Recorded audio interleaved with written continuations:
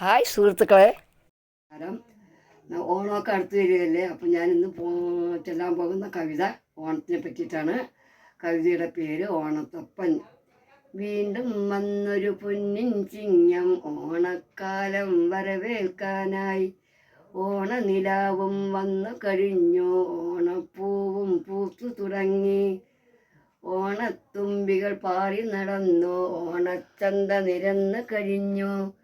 ഓണത്തപ്പനെ വരവേൽക്കാനായി കേരളമാകെ ഒരുങ്ങി ഉണർന്നു.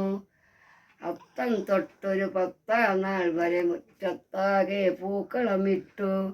10-ാം നാളിൽ ഓണത്തപ്പനെ പാരിൽ മെല്ലെ ഒരുക്കിയിരുത്താൻ കളിമൺ കൊണ്ടൊരു ഓണത്തപ്പനെ കരവിരുതോടെ ഞാനുണ്ടാക്കി. കേറിയിരിക്കാൻ നല്ലൊരു പീഠവും കേടില്ലാതെ മെനഞ്ഞുണ്ടാക്കി.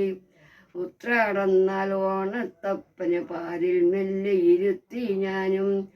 അരിമാവുകൾ കൊണ്ട് അഭിഷേകം ചെയ്തിട്ട് ആദ്യം തന്നെ ഒരുക്കിയിരുത്തി. വർണ്ണപ്പൂക്കൾ അലങ്കാരങ്ങൾ ചാർത്തി മേനിയിൽ ചാരുതയോടെ. മഴ കൊള്ളാതെ ഇരിപ്പാ നല്ലൊരു ഓലക്കുടയും ചൂടിച്ചാരെ.